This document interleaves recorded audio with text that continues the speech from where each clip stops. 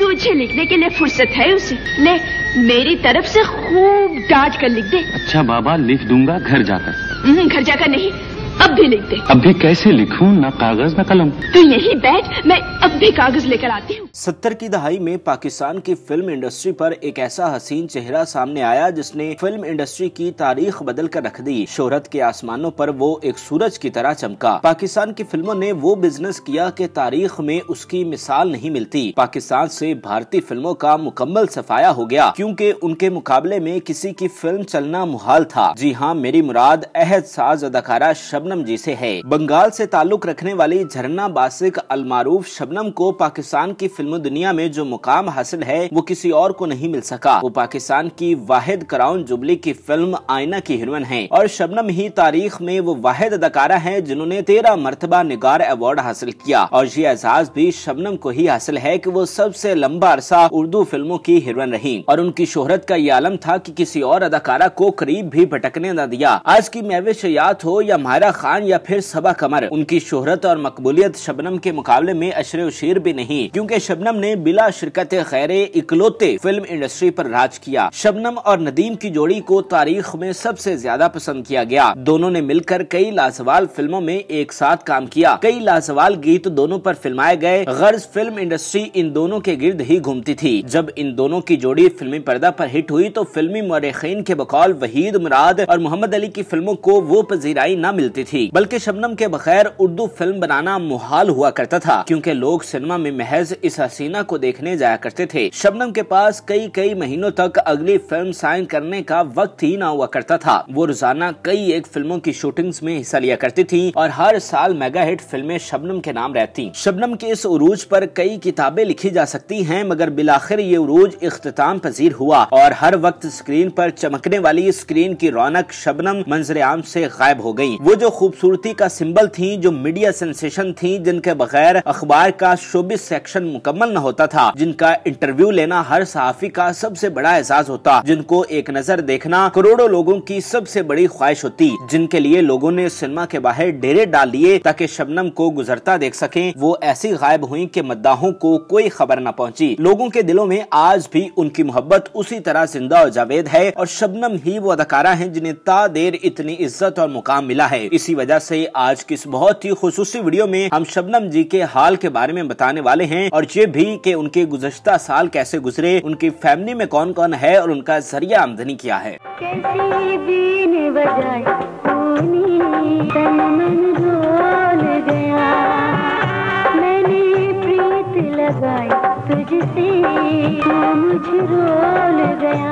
शबनम 1962 से 1987 तक बतौर हीरोइन काम करती रही, लेकिन इसके बाद अगले 10 साल वो करैक्टर एक्ट्रेस दिखाई दी। इस दौरान उन्होंने बांग्लादेश की फिल्मों में भी काम किया, क्योंकि बांग्लादेश की अलहदगी के बाद वो वापस जाना चाहती थी, लेकिन उन्हें वीजा नहीं दिया गया, क्योंकि बॉलीवुड इंडस्ट्री को ये डर था कि वो कभी वापस नहीं आएंगी, जिससे फिल्म इंडस्ट्री को करोड़ों का नुकसान होगा। लेकिन बिलाखिर कई सालों के बाद शबनम की इस जमानत पर कि वो पाकिस्तान वापस आएंगी वीजा दे दिया गया, जबकि 1999 में वो मुकम्मल तौर पर पाकिस्तान छोड़कर अपने देश जा बसी और मीडिया से दूर हो गईं। 90 की दहाई में जो उन्होंने बंगाली फिल्मों में काम किया उनको भी तारीखी कामयाबी मिली, जबकि उनकी एक बंगाली फिल्म बांग्लादेश की तारीख की सबसे कामयाब फिल्म तस्वुर की जाती है, जैसा कि पाकिस्तान में आईना है। रवां सदी के आगाज से ही शबनम ने खामोश जिंदगी गुजारने का फैसला किया। उनकी फैमिली में उनके शौहर और महज एक बेटा रॉनी घोष था। रॉनी घोष भी ज्यादातर तालीम के सिलसिले में लंदन में मुकीम रहता। शबनम ने अपनी मुख्तसर फैमिली के साथ रिटायरमेंट वाली बड़ी ही शानदार जिंदगी गुजारी। उनका आलिशान घर था और माली तौर पर भी किसी किस्म की कमी न थी। उन्होंने अपने करियर में बहुत ज्यादा पैसा कमाया था और वो पाकिस्तान की हाईएस्ट पेड एक्ट्रेस शुमार की जाती हैं, लिहाजा नौकर चाकर, गाड़ियां, बंगले, सब कुछ उनके लिए मौजूद था।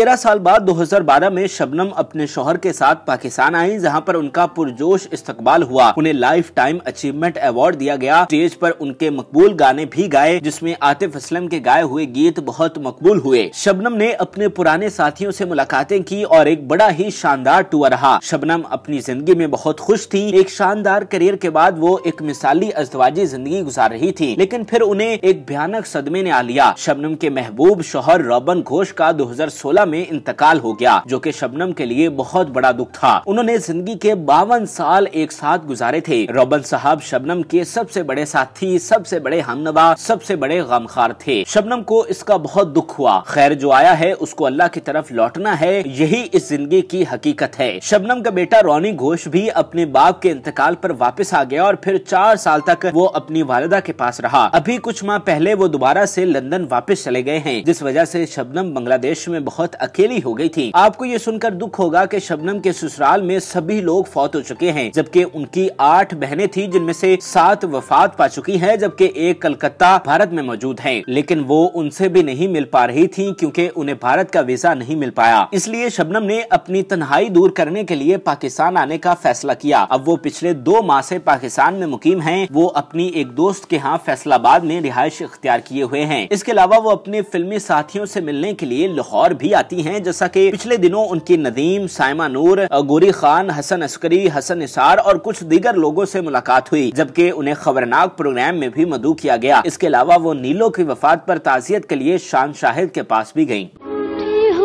तुमको कैसे मनाऊं पिया, बोलो ना, सीने से लग जाऊं, कैसे तुमको मनाऊं। शबनम अगले 6 माह तक पाकिस्तान में ही क्याम करेंगी, क्योंकि बांग्लादेश में वो बहुत अकेली होती हैं। उनका बेटा भी लंदन चला गया है, लिहाजा वहाँ भी उनका दिल नहीं लगता। वैसे भी उनकी बेशतर उम्र पाकिस्तान में गुजरी है और उनकी सारी यादें यहाँ पर हैं। वो जब पुराने साथियों से मिलती हैं तो उन्हें बहुत खुशी होती है। वो सुनहरे माजी की सब यादें उनके सामने गर्दिश कर जाती हैं। जब वो फिल्म इंडस्ट्री पर राज कर रही थी, जब हर साल उनकी मेगा हिट फिल्में रिलीज होती, जब प्रोड्यूसर उनके पीछे दौड़ा करते थे, जब लोग सिनेमा के बाहर उन्हें देखने के लिए डेरे डाल लिया करते थे, जब उनकी एक एक अदा पर लोग जान छिड़कते थे, जब उनके रॉबन घोष जिंदा थे। क्या वो दिन थे और क्या वो अहद था जो शबनम जी ने गुजारा है। मगर आज स्टूडियोज वीरान पड़े हैं और शबनम जी वो देखकर रो पड़ती हैं, क्योंकि इतनी शानदार मिरास को किस तरह तबाह बर्बाद कर दिया गया, ये इंतहाई दुख की बात है। सावन आए, सावन जाए, तुझको पुकारे गीत हमारे।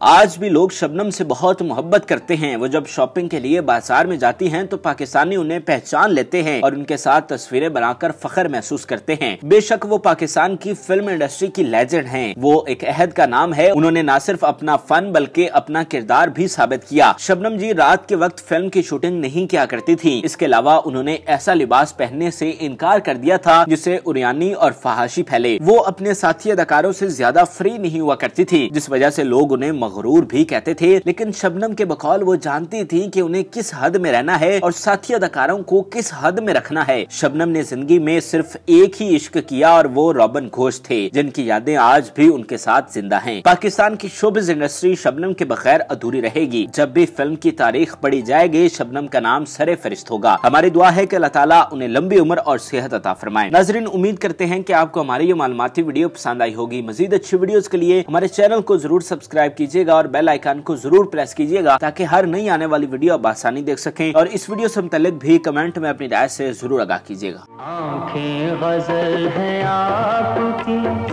और होंठ है गुलाब, सारे जहां में आपका कोई